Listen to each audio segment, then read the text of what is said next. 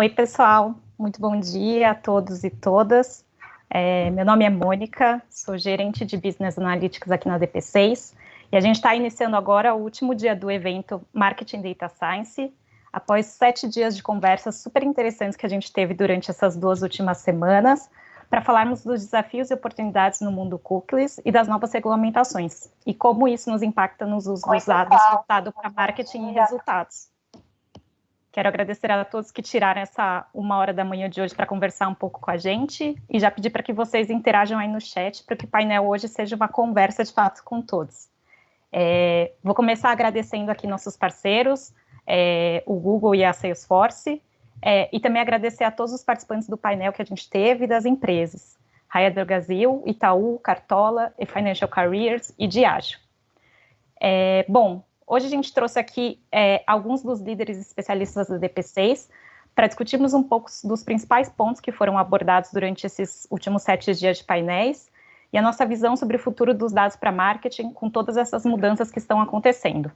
Então, já quero chamar os 3 aqui para se juntarem a mim nessa conversa e acho que nada melhor do que eles mesmos para se apresentarem. Então, Ishida, por favor, se apresente. Bom, gente. Obrigado, Moni. Bom dia aí, pessoal. Meu nome é Gabriel Ishida. Hoje eu estou liderando a área aqui de Customer Data Management, a área de gestão de audiências.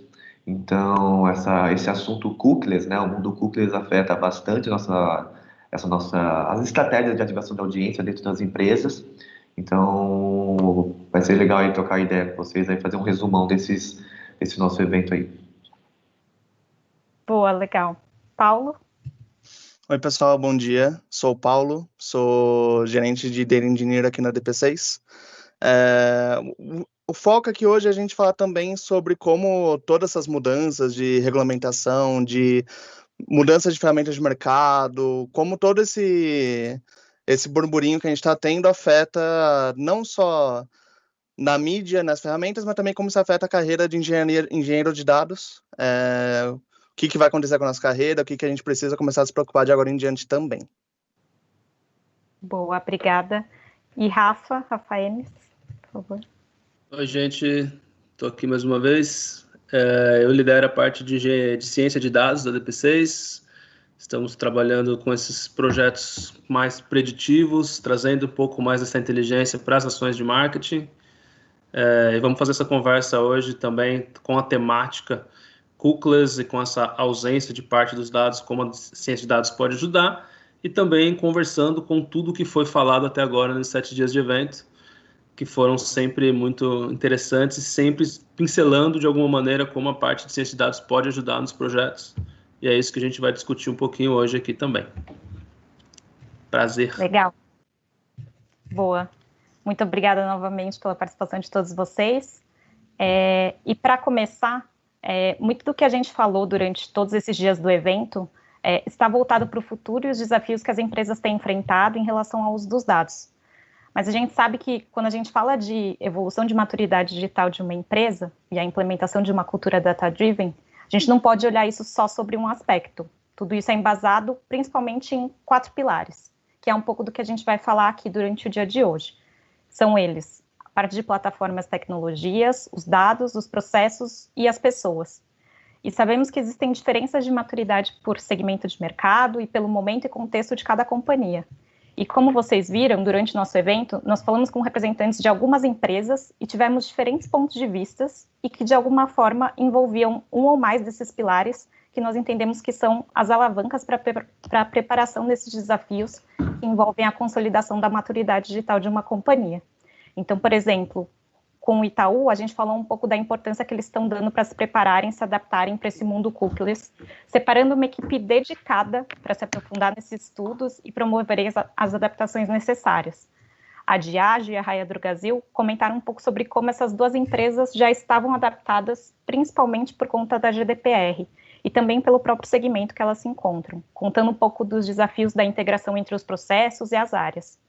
A gente falou também um pouco com o Google e a Salesforce sobre as mudanças das próprias plataformas na adaptação para esse novo cenário, e a gente também acabou conversando muito sobre trabalho com os dados dos clientes, o desafio na gestão das audiências, as oportunidades na integração dos dados on e offline, e até mesmo sobre como o uso inteligente dos dados pode nos ajudar com algumas previsibilidades. E agora, eu gostaria que a gente pudesse se aprofundar um pouco mais sobre os desafios e as oportunidades que nós entendemos que existem em cada pilar. E aí a gente vai começar pelo de plataformas e tecnologias. Como que essas plataformas estão se preparando para o novo cenário? Como quem está selecionando essas plataformas pode se atentar a esse novo contexto que a gente está vivendo? Então, acho que vale a gente explorar um pouco desses desafios e também dessas possibilidades. Ishida, você quer começar falando um pouquinho? Sim, posso começar.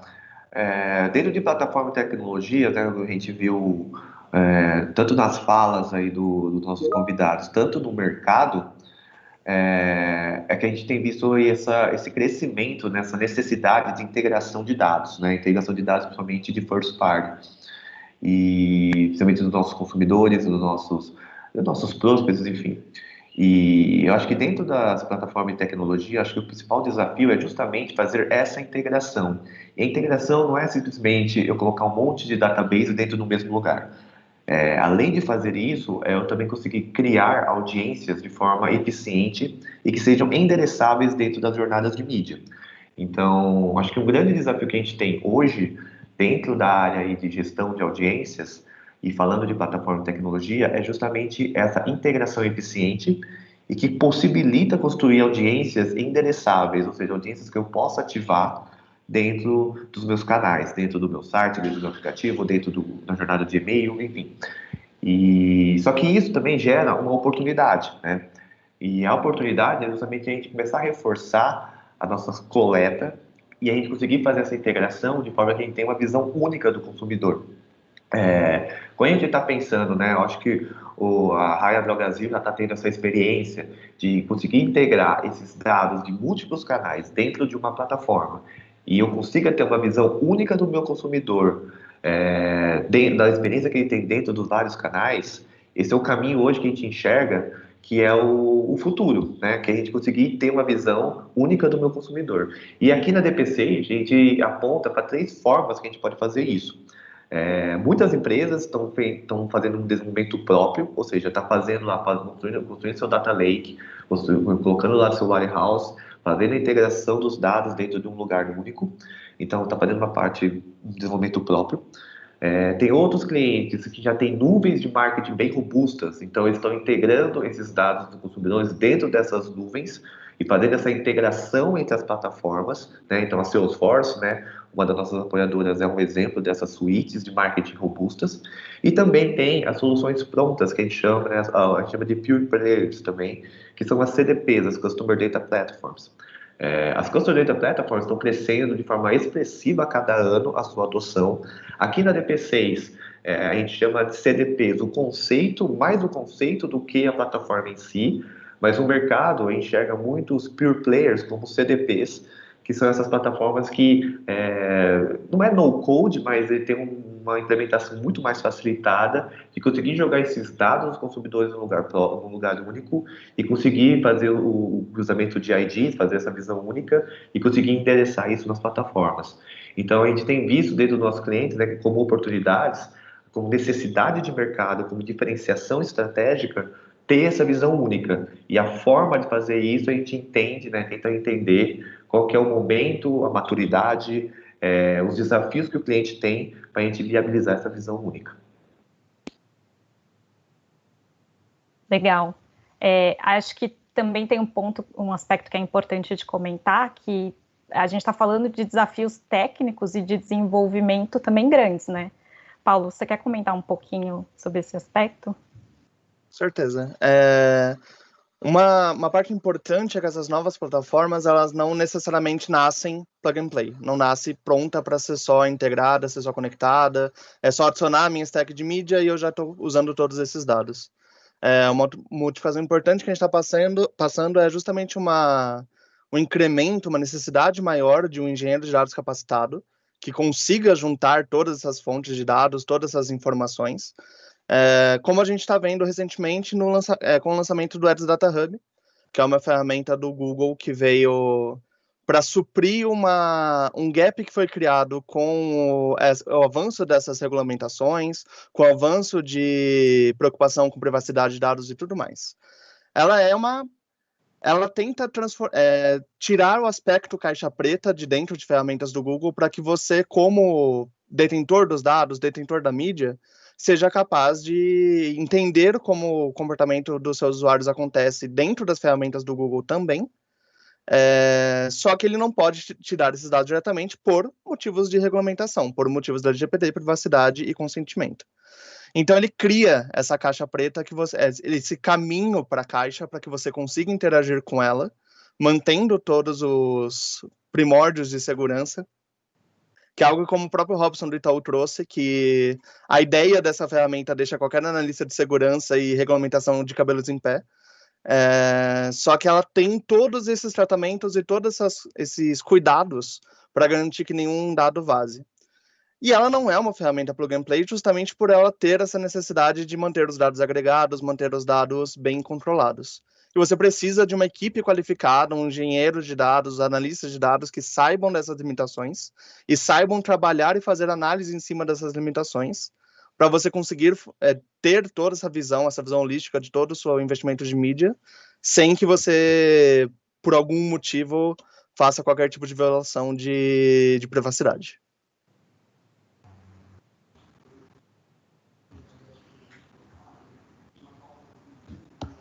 Tá muda, Mônica. Rafa, quer complementar aqui também esses pontos? Claro. Eu acho que é um negócio, um aspecto importante da gente falar do avanço dessas plataformas que estão sendo cada vez mais utilizadas pelas companhias é que, e aí conversando um pouco com a área de Data Science, é que todas trazem, ou praticamente todas trazem embutidas um módulo de Machine Learning para fazer segmentações preditivas, para utilizar esses dados de uma maneira mais inteligente, e por aí vai. Isso eu trago como um desafio de você conseguir integrar os seus dados e fazer essas análises preditivas dentro das plataformas e conseguir ter ali uma audiência propensa a converter, ou propensa a churn, ou qualquer coisa desse tipo, mas também vejo como uma oportunidade. Tá? E por que eu vejo como um desafio? Bom, o desafio é que, assim como o Edge Data Hub foi descrito pelo Paulo, que em algum momento ele se comporta como uma caixa preta, você joga alguma coisa lá, ele te gosta de alguma coisa lá, e você confia, você tem fé de que é isso. Com os modelos é a mesma coisa, você não sabe exatamente o que está influenciando para aquela audiência ser tratada como uma audiência propensa, você não sabe o que está sendo... o que tem... Quais são as características em comum dessa audiência mais propensa. Então, isso pode trazer resultados a curto prazo para você, de uma maneira clara, você vai lá e utilizou a plataforma para também construir essas audiências, porém, você perde um pouco do conhecimento da sua base do que está acontecendo. Então, eventualmente, toda uma audiência foi considerada como propensa por conta de uma característica muito específica, que é extremamente relevante para o negócio conhecer essa característica e vocês conseguirem conversar. E isso é tirado de vocês de alguma maneira se você acredita só nessas plataformas, o que não inviabiliza o uso delas, claro, ela pode trazer um resultado, você tem métricas que você acompanha, fiz uma audiência e subiu as métricas que eu estou acompanhando, ótimo, vou continuar, não tenho uma equipe de cientistas de dados para trabalhar focado nisso, isso não é nenhum problema, não é nenhum erro, não tem nada a ver com isso, tá? Mas o que eu acho interessante também falar é que há uma oportunidade hoje que essas plataformas de mídia também oferecem, que é você ter acesso aos dados brutos delas por API e você também fazer as suas audiências, e você poder comparar. Então, eles fizeram uma audiência propensa, você fez uma propensão de audiências, e talvez você consiga ter até mais insights do que simplesmente uma audiência mais propensa a converter. Estou falando muito de propensão, mas pode ser qualquer modelo preditivo que você queira fazer, uma audiência para esse determinado produto, churn, qualquer outra coisa. Então, eu acho que as plataformas têm avançado muito, todas têm. A Salesforce vem com o Einstein, que é um módulo super avançado, que vai te ajudar muito a construir essas coisas. Acho que hoje, na nova realidade, para você ganhar agilidade, ganhar tempo, usar e abusar dessas ferramentas, desses mecanismos, é mais do que bem-vindo, deve ser usado, deve ser treinado, deve ser explorado, mas também a gente não pode deixar de lado de nós mesmos construir os nossos modelos para que a gente consiga construir um conhecimento maior da nossa base de dados. Tá? Eu acho que em plataformas é algo que a gente precisa ter em mente. Usar um pouco do que está pronto de machine learning black box dentro delas, mas também ter em mente a possibilidade de fazer o seu próprio customizado para o seu negócio. Boa, legal. Então, acho que tem claro, um caminho de desafios que a gente vem falando muito de integração, mas também tem um mundo de possibilidades aí para a gente aproveitar, e aí tanto do que já está pronto e já está disponível, mas também como que a gente pluga um pouco do lado de inteligência, de personalização e de como a gente adapta cada um para o nosso cenário, né? Boa, acho que de plataformas a gente cobriu tudo. O mais importante que a gente gostaria de falar, algum ponto? Eu acho que é legal a gente adicionar um ponto, como teve na conversa com o Pedro Doria, que estão rolando muitos processos antitrust no mercado, tá tendo alguma movimentação de novos players aparecendo, players já consolidados estão tendo que se movimentar e modificar como eles se posicionavam para o mercado. E isso é uma oportunidade de a gente começar a ver o mercado com novos olhos. A hora que a gente tem um player já consolidado passando por dificuldades, é hora de a gente começar a olhar quais são os novos players que estão aparecendo no mercado, como eu posso diversificar meu investimento em mídia, como que eu consigo, quais são as possibilidades de eu enriquecer os dados que eu já tenho com outros olhares, outras visões que eu não tinha valor antes para mim, mas agora com essa quebra começa a fazer sentido. Então, é uma movimentação atualmente, além de só regulamentações, mas mudanças técnicas também, novas plataformas surgindo e que a gente precisa ficar de olho nelas. Legal, bom ponto também. A gente falou, então, essa parte de plataformas e de tecnologias, aí acho que agora vale a gente falar e focar mais no pilar de dados, que acho que é o que a gente tem mais até pontos para discutir e é o que permeou, enfim, todos esses dias do evento que a gente trouxe por aí. Vou aproveitar até para pedir para vocês aí no chat, quem tiver dúvidas, perguntas, pode ir mandando. A gente vai colocando essas perguntas no meio da nossa conversa ou a gente traz mais para o final, tá? Então, por favor, vou pedir a participação de vocês também. Então, quando a gente está falando da parte dos dados, como vocês enxergam esse caminho aí que a gente pode seguir? O que existe de possíveis impactos que já estão acontecendo e que podem vir a acontecer? Vocês querem começar falando um pouquinho disso? Ishida, quer começar? Posso começar. Eu acho que quando a gente fala em dados, a gente tem, né, alguns grandes desafios, somente no nosso momento, e acho que também é isso que motivou, né, enfim, o tema do nosso evento aí do Marketing Data Science. Primeiro é a questão dos cookies, né, como o tema do nosso evento, o mundo cookies. Esses cookies, quando a gente fala de cookies, a gente está falando dos cookies third party, né, dentro dos navegadores. Então, só relembrando o histórico, enfim, o Safari, o Firefox, eles já estão bem limitados em termos de cookies third party. O Chrome já anunciou também que vai retirar essa atuação de cookies third party dentro dos navegadores. Só aí nesses três já é quase 90% do mercado. Então, hoje, quando a gente está falando de cookies, não é que porque a gente não vai conseguir contar mais com os cookies para fazer nossas mensurações. Na verdade, a gente consegue contar ainda com os cookies first party, ou seja, o que a gente coleta, né? E isso aliado com os dados pessoais que a gente já tem dos usuários, ou seja, com a área de CRM, a gente já enxerga algumas oportunidades. Então, os desafios hoje que a gente tem é como a gente trabalhar melhor esses cookies, né, os cookies que vamos ter agora, e como a gente consegue combinar esses cookies que a gente está coletando com os dados que a gente já tem dos nossos usuários, dados PII, né, dados identificáveis ou não. E isso surge uma gama de oportunidades aí, né? Então, a primeira oportunidade que a gente tem é que justamente a gente tendo que reforçar nossa coleta first party, cookies, e-mail, dados pessoais, enfim, qualquer tipo de dado do usuário, a gente acaba gerando, falando de negócio, a gente acaba gerando um valor estratégico para a nossa companhia. Por quê? Os dados que estamos coletando são dados que são nossos, são dados que só a minha companhia, só a minha empresa possui. E a gente consegue ter o controle de quais dados estão entrando, quais dados estão saindo. Aí a gente coloca ainda mais essa camada aí de consentimento, né, com as regulamentações da LGPD, GDPR na Europa, CCPA na Califórnia. Então, a gente tem ainda essa camada de privacidade. Então, a gente tem esse controle melhor de fazer essa gestão do consentimento, mas também tem esse valor de negócio, que são dados que só eu tenho e meus concorrentes não têm.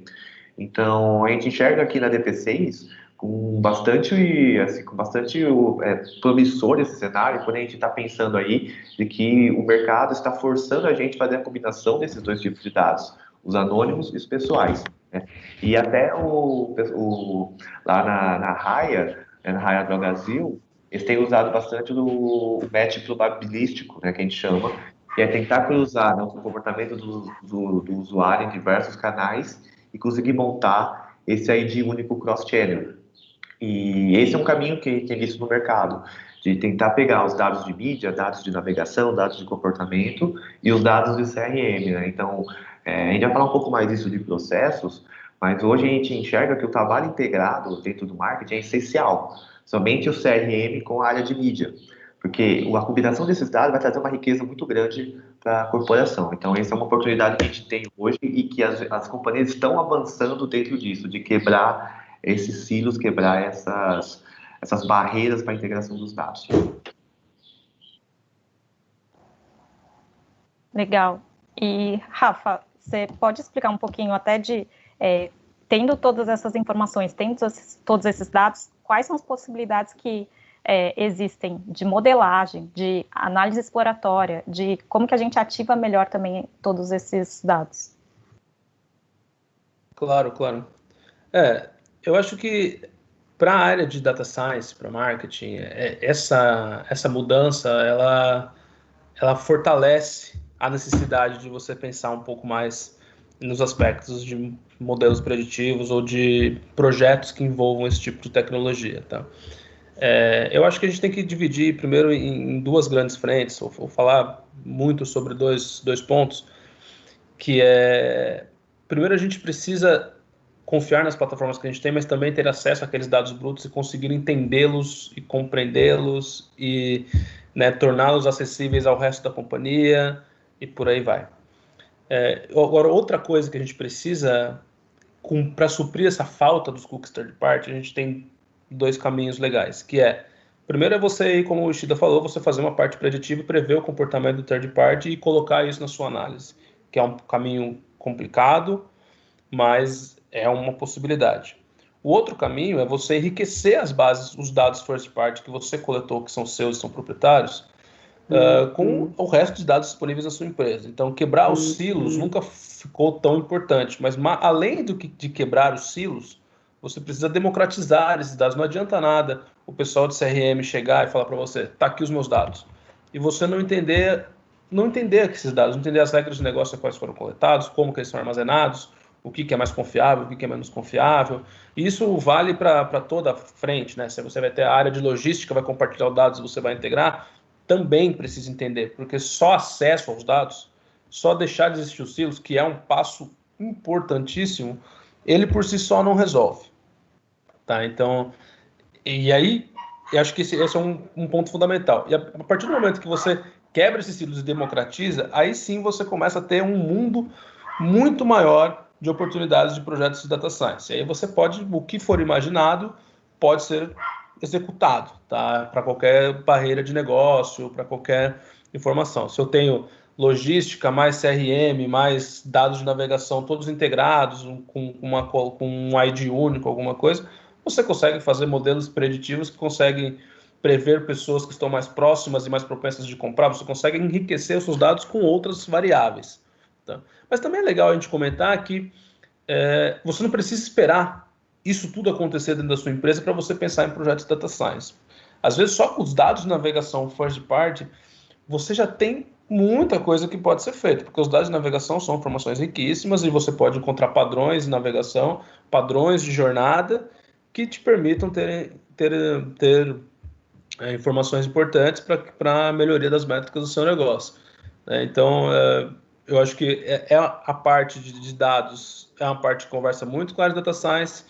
Há esse imaginário popular que os projetos de data science são projetos longos, extensos, que a gente precisa ficar anos discutindo e explorando os dados para isso então insight, que esse sim pode ser um tipo de projeto, pode ser uma natureza de projeto mais complexa.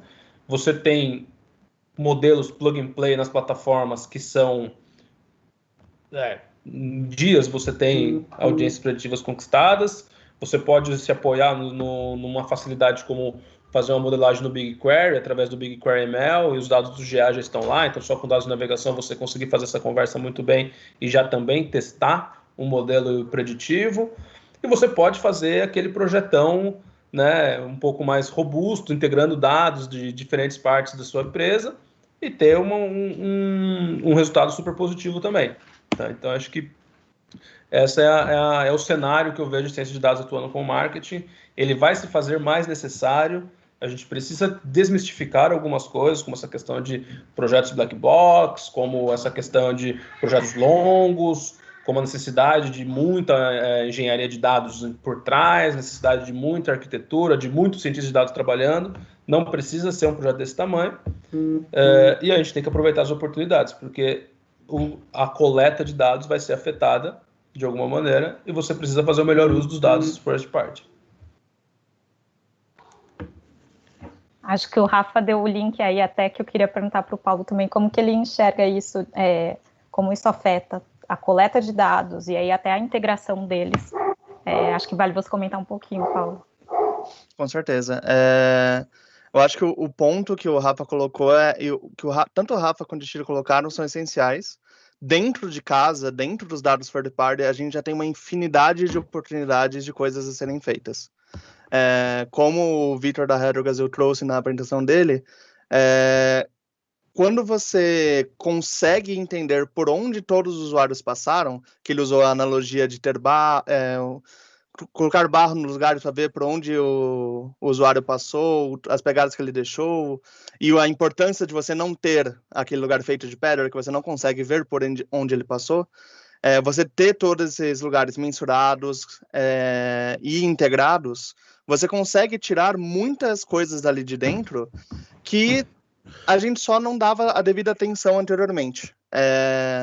A gente dependeu por muito tempo de dados third party, de dados vindos de ferramentas de mídia, vindos de ferramentas de audiência externa, porque a gente não queria ter o trabalho de organizar esses dados dentro de casa. Mas a oportunidade meio que sempre existiu. A gente sempre teve todas essas possibilidades, a gente sempre teve todas essas oportunidades dentro de casa de entender todas essas informações que os usuários já estão dando para a gente. Quando a gente fala sobre eu quero entender há quanto tempo esse cara é meu cliente, eu quero entender qual é o comportamento recorrente que ele faz dentro da minha casa, eu quero entender todo esse tipo de coisa, são dados que a gente já está coletando há anos, e já estão dentro de casa e que a gente pode tentar acionar esses caras. Seja para a gente montar com uma análise de data science alguma segmentação baseada nos dados que ele já trouxe para a gente, ou uma análise avançada de negócios como uma RFM ou alguma coisa nesse sentido, são dados que a gente já tem dentro de casa, que um bom engenheiro de dados consegue organizar, consegue estruturar e consegue disponibilizar para a gente fazer essa análise e fazer com qualidade, e que essa perda dos dados third party não impactam. A gente consegue fazer tudo isso com os dados que a gente já tem dentro de casa.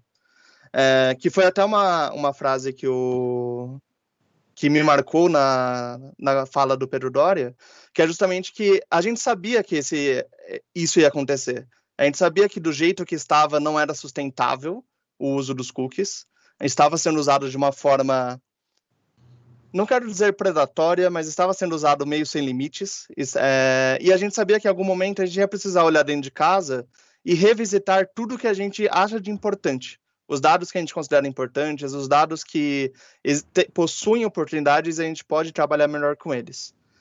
Então, agora com as limitações que estão surgindo no iOS 14, que já são esse início de perda do third party, como a gente já se prepara e já faz a lição de casa para garantir que a gente está usando todos os dados que a gente tem nas nossas mãos, todos os dados que a gente tem e que já foram dados pelos nossos clientes para a gente prestar um serviço melhor. É muito importante isso, que os dados que a gente tem não é só para fazer campanha de marketing, não é só para tentar encontrar lookalikes de gente que traz bastante valor para dentro da minha casa. É como eu, como companhia, uso esses dados para trazer uma experiência melhor para o meu usuário, para fazer com que ele realmente enxergue valor em manter esse relacionamento com a minha marca, e não só que eu tente conseguir mais pessoas como ele que trazem mais dinheiro para mim. É muito mais ter essa preocupação de fazer esse meu serviço com qualidade e não só em aumentar minha base, aumentar meu faturamento, aumentar a rotabilidade. Legal, então aqui a gente está falando também de como como isso impacta também o consumidor final, né? O quanto isso se reflete em uma maior preocupação com a transparência por parte das empresas em relação ao consumidor final e até de proporcionar uma melhor experiência e uma comunicação um pouco mais também personalizada para cada um desses consumidores. E, claro, de forma responsável. Acho que a gente falou um pouco também durante esses dias do evento sobre esse aspecto. Até eu estava dando uma olhadinha aqui nas perguntas do chat e quero tentar até aproveitar para já perguntar, e aí talvez mais direcionada para o Rafa, mas se vocês dois também quiserem comentar um pouco, mais até em relação à parte dos modelos de machine learning. A Rebeca perguntou como que a gente pode evitar a discriminação que pode acontecer em modelagens voltadas para personalização de conteúdo. Tá. Bem legal. Vou só voltar um passo anterior. A gente falou um pouco de integração de dados e integrar com vários silos da empresa e tudo mais. E é muito comum a gente deixar de lado uma frente que é extremamente importante. A DP6 tem focado cada vez mais nisso, tem todo um processo desenvolvido em cima disso, que é o que a gente chama de gestão de governança e qualidade de dados, né? E é justamente para evitar essa expressão que foi trazida, que é garbage in, garbage out. Tá? Então, a gente entender o dado e ter uma ideia da qualidade desse dado é fundamental para a gente evitar modelos de performance ruim. E aí não estou falando de discriminação, tá? Estou falando de modelos que não são performáticos, porque os dados são todos nulos ou são todos inconsistentes e você não consegue encontrar padrões neles.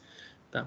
Se a gente quer evitar um tipo de discriminação, e aí também a gente tem que falar com cuidado nessa palavra quando a gente fala de discriminação e machine learning ao mesmo tempo, porque a gente tem ali todo o movimento em torno do responsible AI, que são aquelas discriminações, aqueles vieses discriminatórios de sociedade que prejudicam muito os modelos. Então a gente vai falar de, vou dar um exemplo bem fora do marketing aqui para a gente não chutar nenhuma canela sem querer, mas quando o fórum lá de Louisiana fez uma análise dos processos jurídicos, e aí ele o modelo determinou que as pessoas de pele preta estavam mais propensas a cometer crimes e tal. Na verdade, ele estava reproduzindo o racismo da sociedade no seu modelo. A gente tem que ter esse cuidado sempre, é por isso que a gente anonimiza, não coloca atributos que possam vir a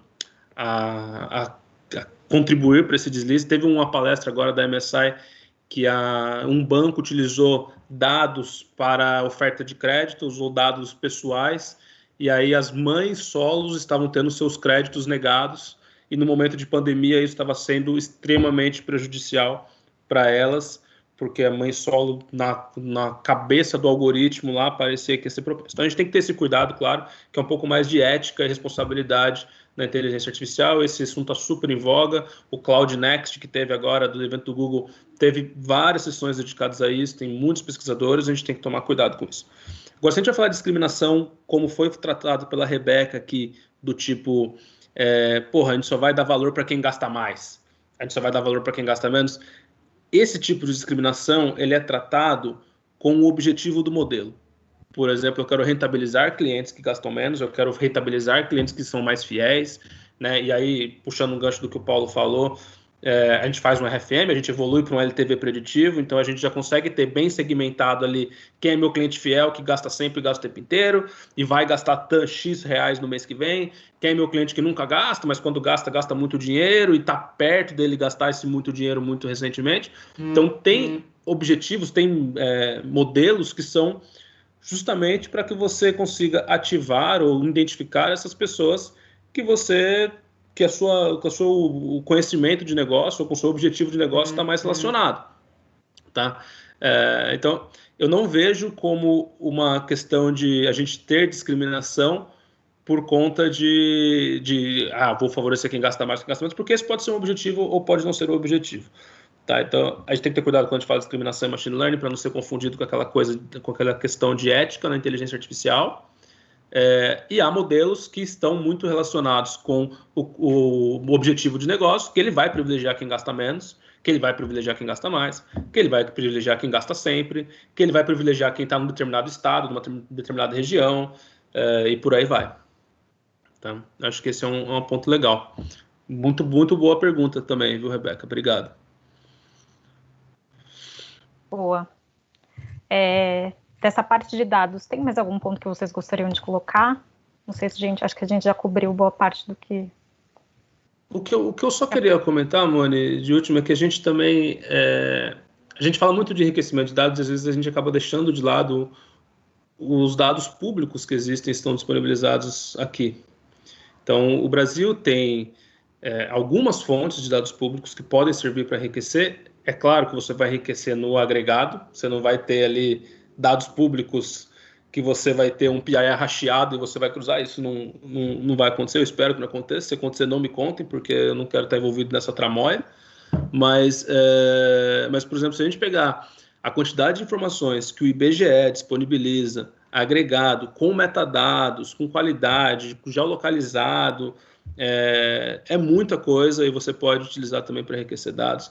Há uma série de provedores de dados públicos, há dados tem o portal Transparência do governo, tem muita coisa interessante que você talvez possa utilizar para enriquecer dados também. Então a gente também tem que começar a ter mais esse olhar de, será que eu consigo enriquecer esses dados com alguma outra variável e isso vai ser determinante para eu conseguir ter uma audiência mais propensa ou não?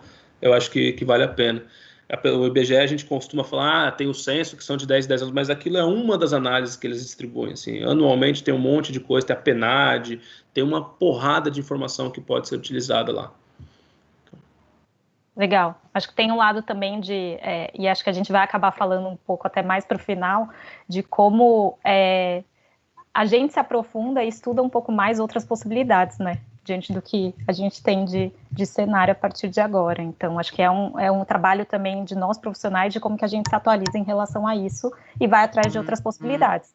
Sejam elas em relação a novas plataformas, sejam elas em relação aos dados, ou como que a gente reinventa também a forma como a gente trabalha no dia a dia, né?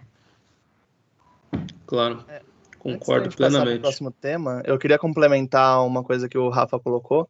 Quando a gente está falando sobre discriminação, está falando sobre esses problemas que estão muito atrelados com machine learning. Quando eu estou explicando algumas ferramentas, como por exemplo o Google Analytics, tem uma expressão que eu sempre uso, que eu acho que encaixa muito bem nesse tema, que é a ferramenta, ela sempre vai responder a pergunta que você fizer. Então, pensando que o objetivo é evitar discriminação em modelos de machine learning, eu acho que entra muito no que a Rafa falou. O importante é entender o objetivo do modelo. Para que você está fazendo aquele modelo? Por que você está fazendo aquele modelo? Entender se você está fazendo a pergunta certa ou se você já está fazendo uma pergunta que é discriminatória. Então, se o seu objetivo é encontrar só as pessoas que gastam mais, o seu modelo, por consequência, vai ser discriminatório com quem gasta menos. Então, é muito mais voltado à pergunta que você está fazendo, qual o objetivo que você tem quando você está construindo o modelo e construindo as bases que você vai alimentar ele, e é aí que a gente precisa tomar cuidado. Tomar cuidado para garantir que a gente está fazendo as perguntas certas e provendo os dados certos para aquela pergunta. Eu queria adicionar esse ponto só.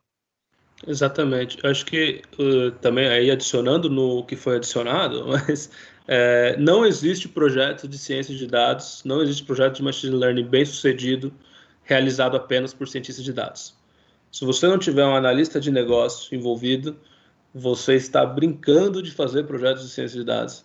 Você está ali fadado a um projeto de pouco impacto no negócio, que não vai ser levado adiante ou que vai trazer informações, insights, vai ficar ali, descobrir o que já foi descoberto pelo time de negócios há 10 anos atrás. Então, não adianta você botar 3 cientistas de dados numa sala escura, com café, e falar, tá aqui meus dados, me dá um modelo.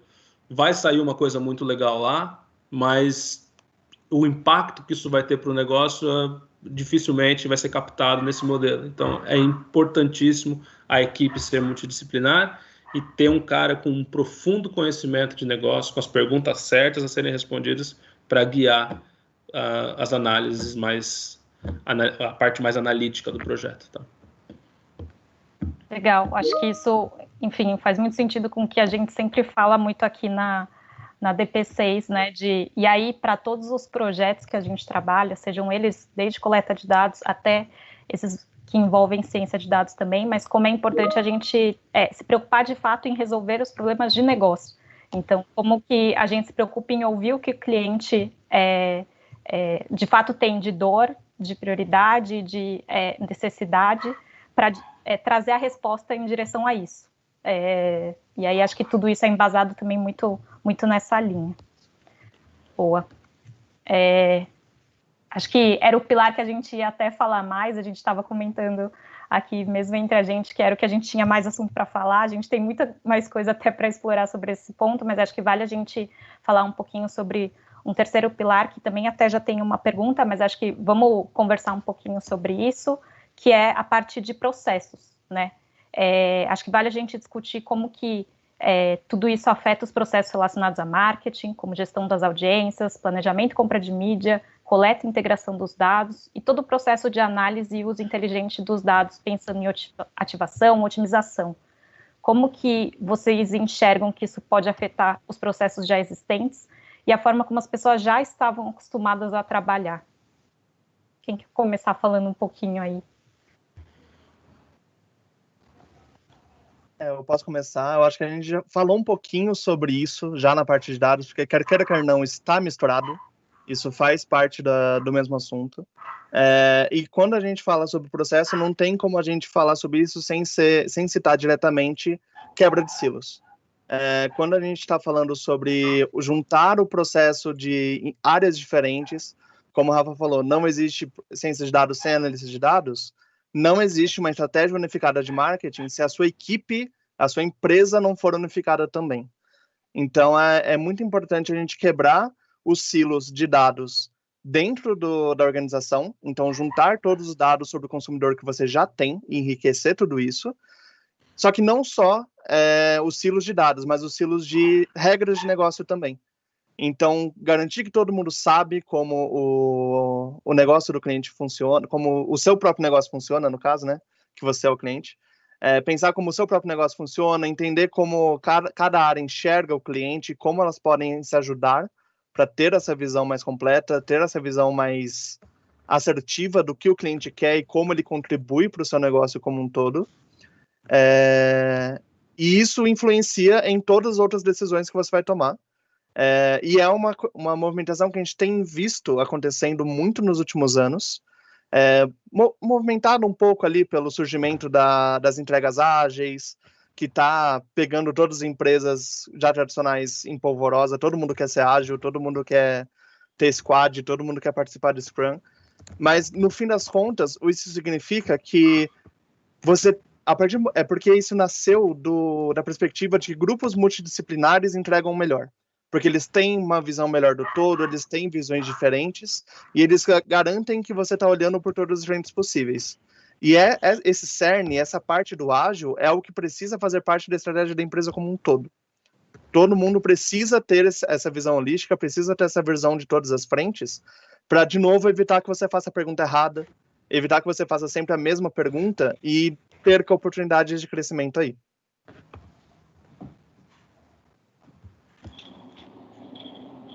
Legal. Ishida, quer complementar? Sim, eu acho que até quando a gente está falando de processos, né, a gente já falou bastante tanto nessa parte de dados, mas eu acho que quando a gente fala de processos, a gente tem que pensar em alguns caminhos aí, algumas observações que eu acho que afetam, né, como o Paulo já falou, toda a companhia. Eu acho que primeiro que quando a gente está falando de processo, a gente tem que pensar que toda a cadeia aí de acontecimentos, né, regulamentações, restrição de coleta, e até o surgimento de novos canais, né, de jornadas cada vez mais omnichannel, eles obrigam, isso acho que é inevitável, eles obrigam as organizações a sofrerem mudanças.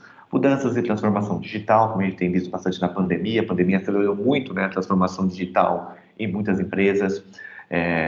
transformações organizacionais, então áreas acabam sendo desintegradas, sendo incorporadas com outras, os fluxos de dados acabam mudando também, né? Eu acho que o momento que a gente está vivendo hoje, né, esse momento aí de pandemia, forçou muitas dessas mudanças, né, por questões aí, né, por causa da pandemia, e isso acabou também ajudando algumas empresas a acelerar, né, sua transformação digital, seus objetivos no digital. Então, a gente tem visto muitos projetos de integração de dados, né, tentando buscar o que a gente chama de single source of truth, né, que estão tentando montar um único database, né, que é onde toda a companhia possa acessar e ter um lugar único de dados onde todas as áreas estão conectadas, né. E o que o Paulo e o Rafael já falaram, quando a gente está pensando nisso do lado, né, do anunciante, né, mas quando a gente pensa do lado do consumidor, a gente começa a ver que todo esse contexto, né, principalmente por causa das regulamentações, acabou atraindo muito investimento e muito desenvolvimento de políticas de relacionamento. E políticas de relacionamento não é só um CRM básico ali, né, de mandar um e-mail marketing, mandar uma personalização, enfim, alguma oferta e tal. Mas é também relacionamento no sentido de transparência, né?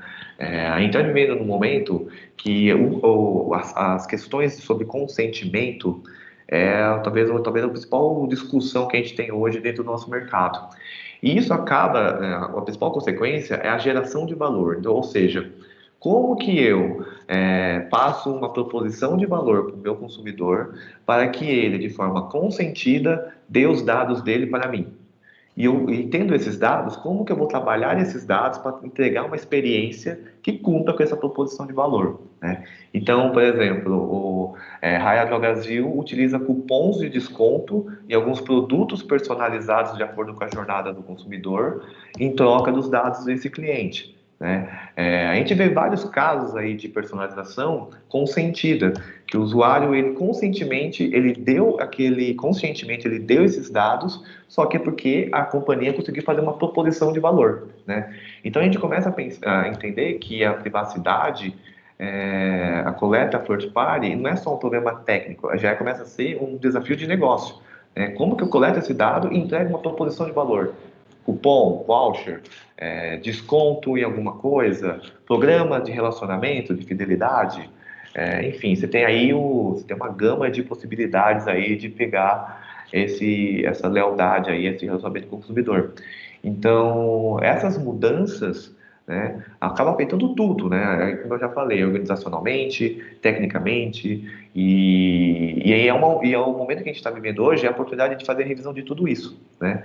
Que a pandemia, o contexto de pandemia, o contexto de consentimento acaba forçando essa revisão e é melhor já revisar, transformar para algo que vai ser realidade daqui, né? Já é realidade que vai ser tendência para o futuro. Acho que é importante até falar e retomando um pouco do que foi comentado durante esses dias do evento, que essas adaptações dos processos não são simples, né?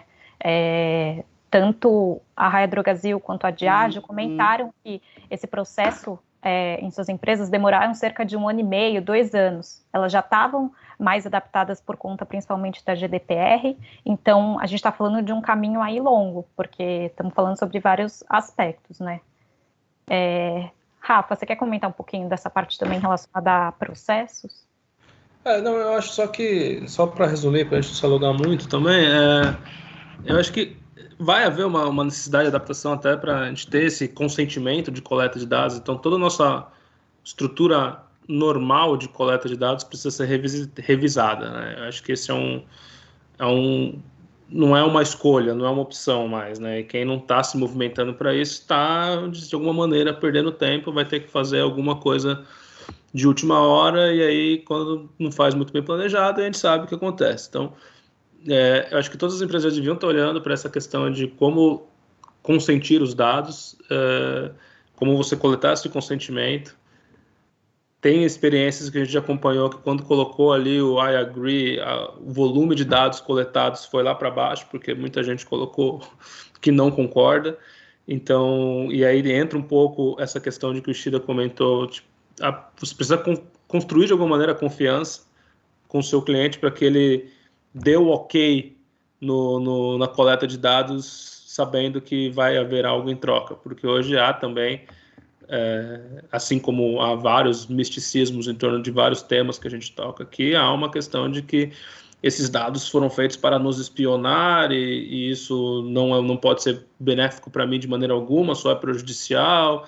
A empresa está monetizando em cima dos meus dados e não está me dando nada em troca, não sei o que. Na verdade, a gente está dando algo em troca, que é uma experiência mais customizada, mais personalizada, além de outras coisas. Então, precisa ter esse discurso mais difundido com seus consumidores e tomar esse cuidado de como implementar a sua coleta de consentimento para você não jogar o seu volume de dados coletados lá para baixo, e aí tudo isso que a gente está falando de possibilidades de fazer com os dados vai se reduzindo também, à medida que os dados também se reduzem na coleta.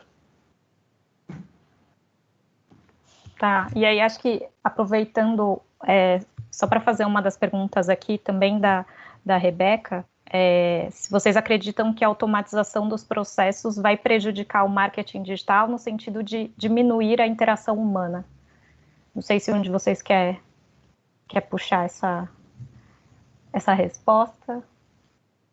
Eu queria colocar que a gente estava até brincando antes da apresentação começar, de que se a gente achava que o nosso emprego vai morrer daqui a alguns anos, se a gente está com medo de manter na nossa carreira. E a verdade é que, assim como todas as outras carreiras que existem, existe uma parte dela que vai ser automatizada. Não existe como fugir disso, não existe por que se preocupar com isso. Mas assim como todas as outras, assim como hoje em dia você não tem mais 50 pessoas apertando parafuso, você ainda tem aquela pessoa responsável por controlar os robôs que apertam os parafusos. Então a gente vai ter uma especialização cada vez maior, que vai ser cada vez mais responsável, as pessoas mais qualificadas e mais responsáveis por processos gerais, só que em nenhum momento eu acredito que a gente vai ter um processo de marketing digital sem interação humana alguma. Existe toda uma parte aí que é importante para guiar o norte que a empresa quer seguir, a estratégia de marketing que a empresa quer seguir, a estratégia de mídia que a empresa quer seguir. Então essa parte eu imagino que pode ter uma redução de trabalho operacional, no sentido de que os dados já vão estar mais limpos, os dados já vão estar mais integrados, mas ainda vai ter alguém tomando essas decisões. Ainda vai ter alguém tomando cuidado para que discriminação não seja feita, tomando cuidado para garantir que está investindo nos lugares certos e tudo mais. Então, eu acredito que sim, vai ter uma redução no operacional, mas o estratégico vai continuar precisando de interação humana. Pelo menos no futuro próximo, né? A gente sabe como as coisas estão evoluindo. Daqui uns 10 anos, talvez seja tudo robô. E acho que até do ponto de vista do lado da gente, olhando a gente até como consumidor também, acho que é um pouco do que a gente já falou, né? A verdade é que isso pode proporcionar até uma personalização maior e uma experiência que faça mais sentido para as necessidades que cada um tem. Então, aí, minha opinião, acho que também tem esse lado que tem um caminho aí de possibilidades muito mais personalizado, pensando dessa linha. Vamos passar para o último pilar, que acho que a gente também já está caminhando para o final, para o encerramento. A gente já falou um pouquinho do lado das plataformas e dos desafios, a gente falou da parte de dados, falou dessa parte de processos, e aí acho que, por fim, vale falar um pouquinho das pessoas e das equipes, né? Queria entender um pouco mais de como vocês enxergam esse movimento de adaptação das empresas em relação à capacitação das pessoas e dos profissionais para essas mudanças, e qual que é o novo desafio do profissional que trabalha com dados voltado para marketing. Rafa, quer começar? Claro. Eu acho que eu acho que a necessidade do novo profissional de marketing começar a olhar para além da sua própria área, acho que esse primeiro bullet que está no nosso slide, é o que vai nortear o sucesso de um cara na carreira de marketing digital daqui para frente. Ele precisa saber conversar com as áreas de negócio, saber com a área de legal, saber conversar com a área de cientista de dados, se é que o cientista de dados não vai estar integrado nesse time. Isso vai ser fundamental, né? E essa questão de capacitação contínua, a gente fala isso em todas as áreas, na área de ciência de dados, então nem se fala. mas as plataformas que esse operador de mídia, que esse profissional de marketing vai operar, seja ela de mídia ou não, elas estão em constante evolução, elas não devem parar de evolução por conta que quem provê isso são grandes players. A gente está falando de ferramentas da Salesforce, ferramentas do Google, ferramentas da Adobe, sei lá.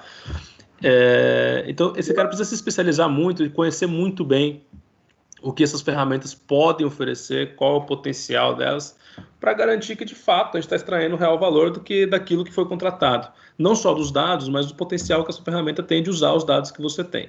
Então, eu acho que esse é um grande diferencial para o novo profissional, para as pessoas do marketing digital. Uma coisa que eu gosto de comentar também, eu acho que é importante cada vez mais um profissional que faz análise de dados para marketing, que está lá trabalhando com isso, ter uma fluência ou saber conversar um pouco e analisar também os dados brutos fora da plataforma.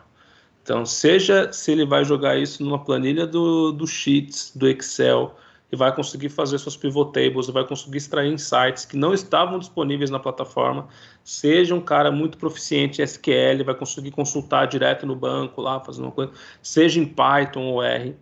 Eu acho que, na minha visão, o futuro de um profissional de dados que trabalha com dados para marketing passa por ele conseguir também fazer as análises independente de ferramentas. Então, uma análise por si só. E aí, se a gente falar Python, R, o Excel é uma ferramenta... mas é esse tipo de ferramenta que eu estou falando agora, não estou falando das plataformas. Tá? Eu acho que isso é também fundamental. A gente parar de olhar, fazer só relatórios somente através das ferramentas, eles podem ajudar numa boa parte do projeto, uma boa parte do processo, mas você também conseguir entender o dado bruto e vasculhar eles e entender insights ou nuances que estão disponíveis lá, correlações não óbvias, eu acho que é um grande diferencial. Eu acho que isso vai afetar a carreira de marketing daqui para frente. A gente não vai ter profissionais que sejam só especialistas nas plataformas, eles precisam ser especialistas nas plataformas, mas também conhecer mais os dados que as plataformas disponibilizam. Legal. Paulo, quer complementar? Claro. Eu acho que é legal também a gente retomar uma fala que teve tanto do Robson do Itaú, quanto do Vitor da RD e que é importante aqui a gente ter agendas e times dedicados para esse assunto. Não é algo que você pode colocar só junto da sua operação e esperar que eles consigam tomar cuidado com tudo isso de regulamentação, de mundo cookies, de mudanças de ferramentas e tudo mais. É preciso um olhar dedicado, um olhar especializado, um olhar tomando cuidado, com carinho para esse assunto, que não se afogue no meio de demandas do dia a dia ou de incêndios que a pessoa tem que apagar. É um assunto complexo, é um assunto complicado, que precisa de talentos dentro da própria empresa. É a hora de você procurar consultorias do mercado que tragam esse olhar para dentro da sua empresa também. E garantir que está todo mundo trabalhando para esse objetivo em comum. É muita coisa que todo mundo tem que aprender, é muita capacitação que você precisa garantir que está chegando para sua equipe, e você precisa ter foco, precisa garantir que isso está sendo feito. Além de só incrementar as suas entregas, precisa garantir que isso é uma filosofia que está todo mundo seguindo. Além de todas as novas dificuldades que o profissional de marketing vai passar por ter que aprender mais áreas, ter que se preocupar com mais áreas, ter que entender o mínimo de tudo. A gente está cada vez andando para um lado em que especialistas continuam sendo importantes, mas é importante que todo mundo seja um pouco generalista também. O cara de data science precisa conhecer um pouco de conhecimento de negócios. O cara especialista em conhecimento de negócios precisa saber um pouco de engenharia de dados. O engenheiro de dados precisa saber um pouco do jurídico. Existe ali toda uma troca de conhecimento importante entre as equipes para garantir que todo mundo fale a mesma língua. Boa. Ixi, dá algum ponto a mais? Acho que só para complementar aí a fala do Rafa e do Paulo, sendo bem rápido que o nosso tempo está bem escasso, acho que tem duas coisas. Reforçar aí a ideia da cultura ágil. Eu acho que, assim, que muitas empresas, obviamente, têm dificuldades de implementar essa cultura ágil, mas hoje, daqui a um tempo, vai ser essencial que uma empresa consiga responder no tempo mínimo possível às mudanças no mercado. Então, a pandemia veio de um mês para o outro. Como é que você não tem uma cultura ágil, como é que você vai responder a isso? Né? E eu acho que isso tem muito a ver com, obviamente, com a organização, mas também com o mindset das pessoas. Né? E falando de mindset, acho que reforçando novamente a questão do consentimento. Hoje, eu acho que o profissional de marketing ele não precisa saber o LGPD de cabo a rabo, mas ele tem que ter um pouco de noção e, principalmente, ter aquela ideia do privacy by design incorporado no seu trabalho.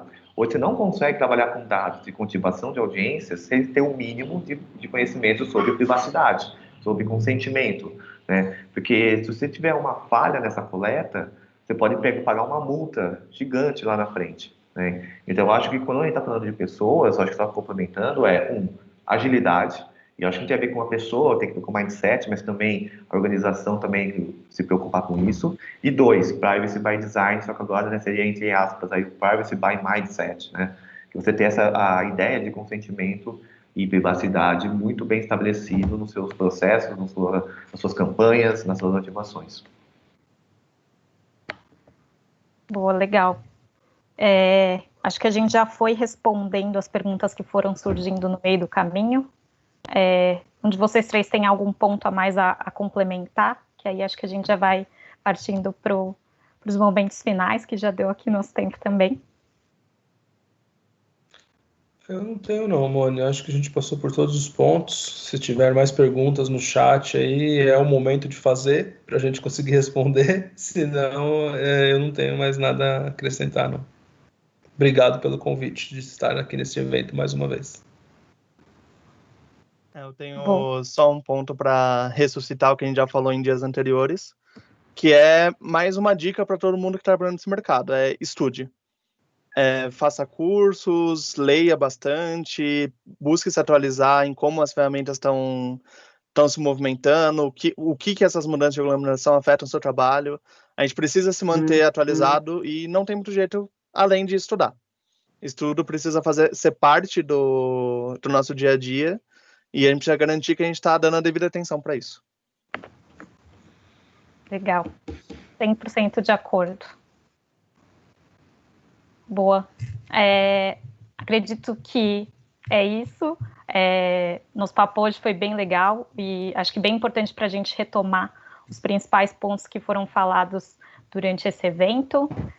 Espero que todos tenham aproveitado. De novo, agradeço Rafa, Paulo e Ishida pela contribuição de vocês hoje, pela nossa conversa. Novamente, não poderia deixar de agradecer nossos parceiros, Google e a Salesforce, que nos apoiaram durante o evento. E, claro, todos os participantes dos painéis que nos concederam tempo para todas essas trocas e essas conversas. Então, em nome da DP6, eu agradeço a participação e o engajamento de todos e todas vocês. E Lu e Ju, principalmente, obrigada por toda a dedicação na construção e condução do evento. A gente se vê na próxima edição do Marketing Data Science. Bom dia e boa semana para todo mundo. Obrigada. Tchau.